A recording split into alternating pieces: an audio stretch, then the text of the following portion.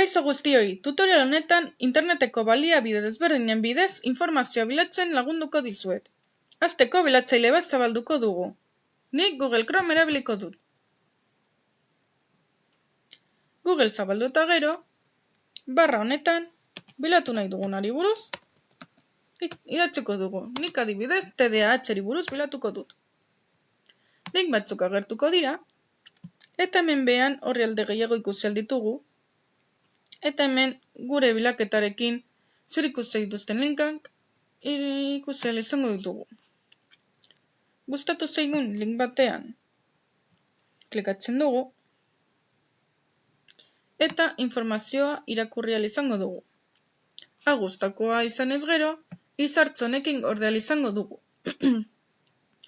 Klika egingo diogu eta listori emango diogu, eta ikusi duzuen moduan beste kolore bat hartu du. Hurrengo leihoa zabaltzerakoan, hemen goian gorde dela ikusi ahal izango dugu.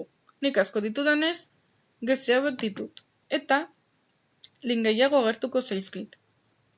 Eta azkena, gorde berri dudana izango da. Eta berriro klikatzen badugu, orrialdea berriro irekiko da. Beste baliabide bat, Google Akademikoa dugu. Googleen, Google Akademiko idatziko dugu, eta lehenengo enlazean klikatuko dugu. Hemen, bilatu nahi dugunari buruz, idatziko dugu, eta linkak agertuko dira, orrialde gehiago, eta zer ikusia dituzten linkak agertuko zaizkigu. Desberdintasuna da, honetan zitak, liburuak eta dituen artikuluak aurkituko dituzuela da.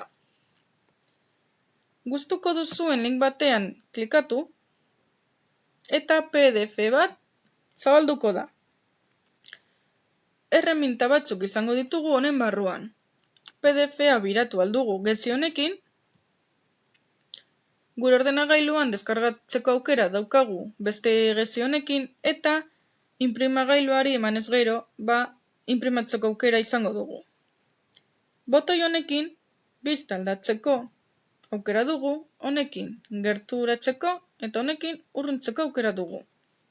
Eta beste orrialdearekin bezala, izarrarekin ere gorde ahal izango dugu. Beste baliabide bat YouTube daukagu. Googleen YouTube idatziko dugu, eta lehenengo linkan klikatuko dugu. Ondoren, barra honetan, bilatu nahi duguna, idatziko dugu. Eta interesatzen zaigun bideoa aukeratuko dugu. Hemen, bideo gehiago izango ditugu, egokiena aukeratu ahal izateko. Adibidez, hau aukeratuko du.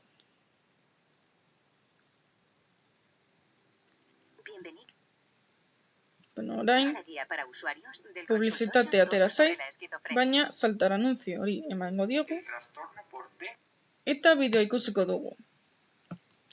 Hau gure reprodukzio lista batera gehitzeko aukera ematen digu, añadirren klikatzen badugu.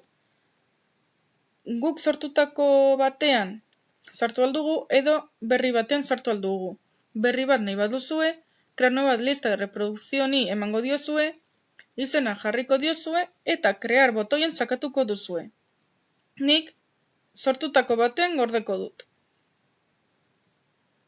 Horrez gain, elkarbanatu alduzue botoi honekin, sare sozialen bidez, linka ateraz, insertarren ematen badiozue, blog batean itzazteko erraztasun handiago izango duzue, HTML-a delako, eta horrela pisua hemen geratuko da eta ez zuen blogean.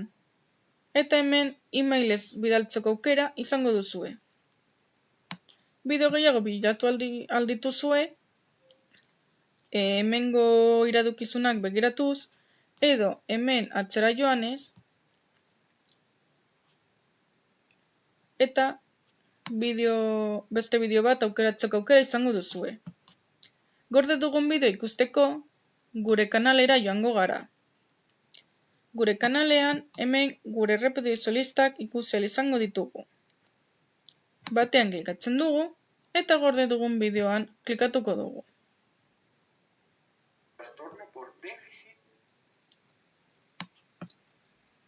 Ondorengo baliabidea Twitter daukagu. Googleen Twitter idatziko dugu eta gure kontuan sartuko gara.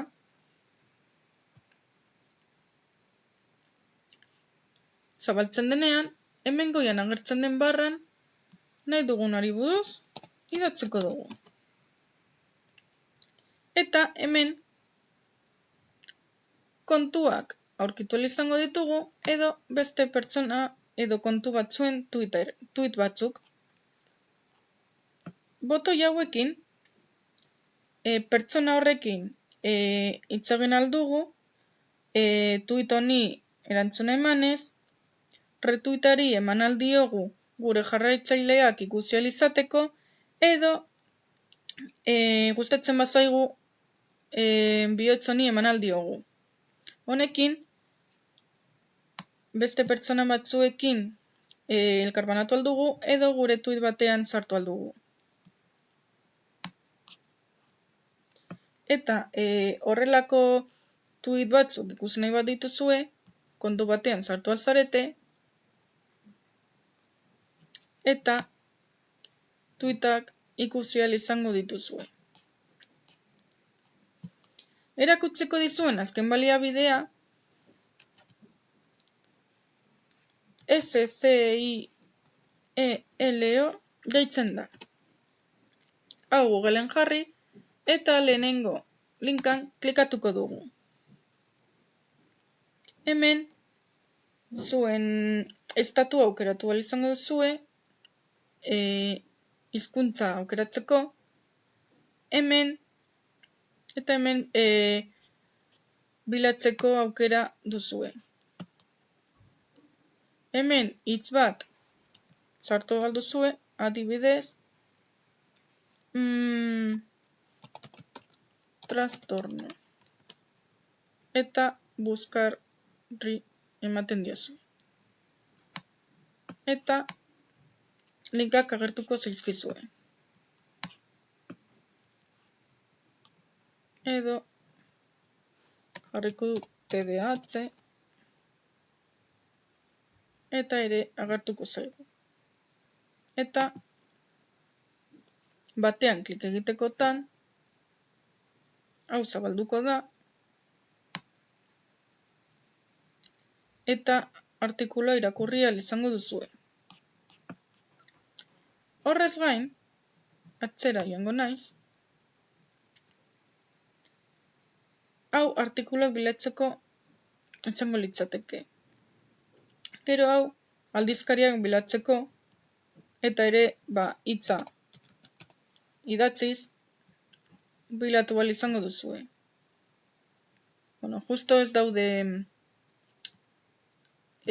emaitzarik, baina Eta letra hauekin alfabetikoki bilatzeko aukera duzue.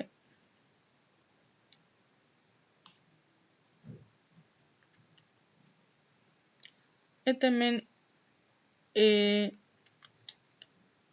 bilatu nahi duzuen baliabideen kopurua agertzen da. Adibidez, aldizkariak, zenbakiak, artikuluak eta zitak. Eta hemen gaiaren arabera bilatu ahal duzue. Eta hemen berriro alfabetikoki, baina editorialarekin. Hau izan da guztia, espero dut zuentzat baliagarria izatea.